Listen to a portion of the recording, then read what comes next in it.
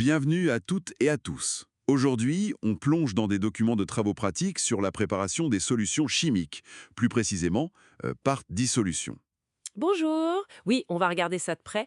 L'idée, c'est de bien comprendre ce que sont un solvant, un soluté, comment fonctionne la dissolution et surtout comment on mesure la concentration. Exactement.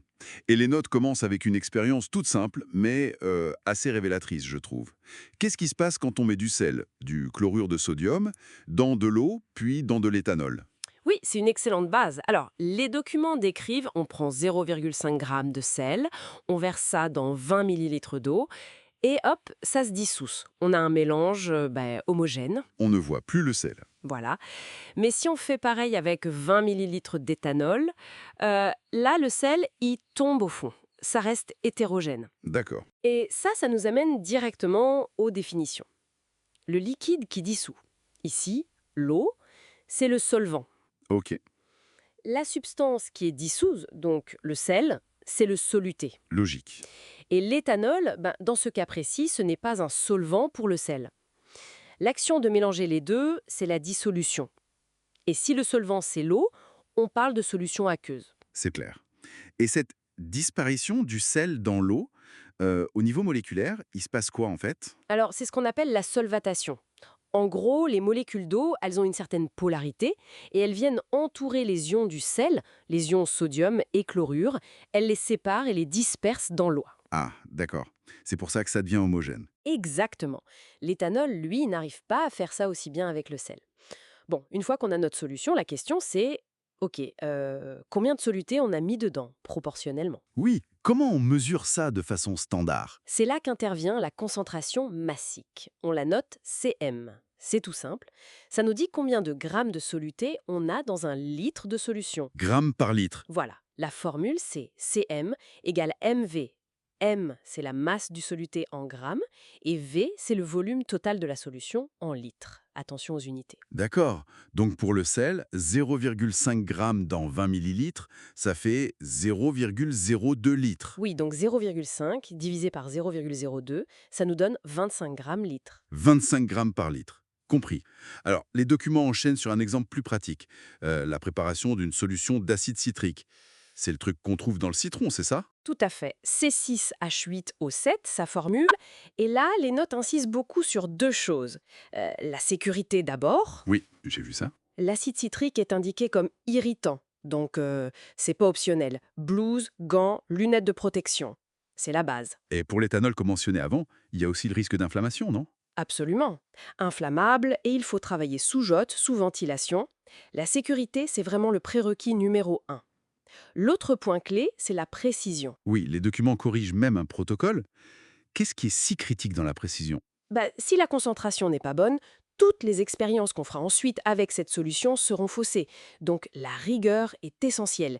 Il ne suffit pas de mélanger à peu près. Alors c'est quoi les étapes clés corrigées? Alors premièrement, toujours travailler debout, avec l'équipement de protection, on l'a dit.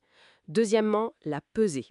Il faut utiliser une balance de précision et surtout ne pas oublier de tarer la balance avec la coupelle vide dessus, avant de peser le soluté. Ah oui, la tare, pour que la balance mesure bien juste la masse du produit. Exactement. Sinon, on a une erreur dès le départ. Troisièmement, le volume.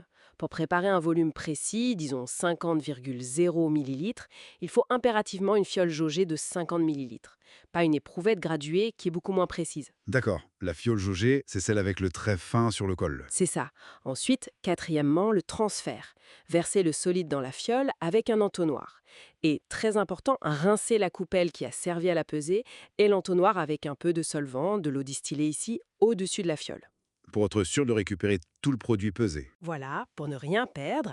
Cinquièmement, ajouter de l'eau distillée jusqu'à la moitié de la fiole environ, boucher et agiter doucement jusqu'à ce que tout soit dissous. Ok.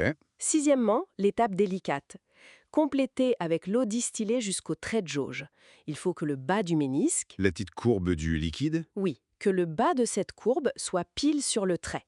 Il faut se mettre bien à hauteur pour juger. C'est crucial pour la précision du volume. Et si on dépasse un peu? Si on dépasse, le volume est trop grand, donc la concentration sera plus faible que prévu. Il faut être précis. Et enfin, septièmement, on rebouche et on retourne la fiole plusieurs fois pour bien homogénéiser le tout. C'est très méthodique, en effet.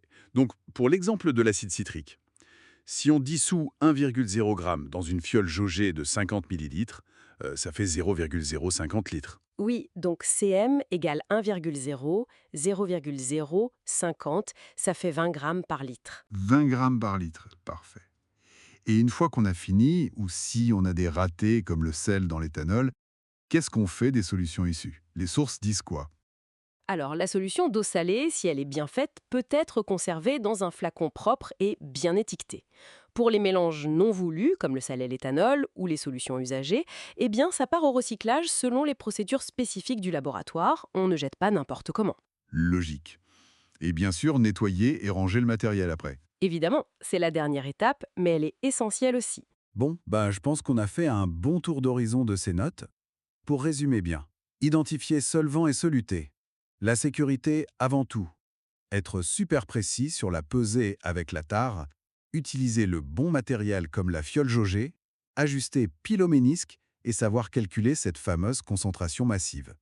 C'est vraiment une manip de base, mais qui demande pas mal de rigueur. Tout à fait, c'est la base de beaucoup de choses en génie. Et d'ailleurs, ça amène une petite réflexion pour finir, suggérée par toute cette insistance sur la précision. On a bien vu l'importance d'ajuster pile au trait de jauge, mais imaginons qu'on se trompe un peu, qu'on mette le ménisque, disons, 1 mm au-dessus du trait dans une fiole de 100 millilitres. Quelle serait l'erreur réelle sur la concentration?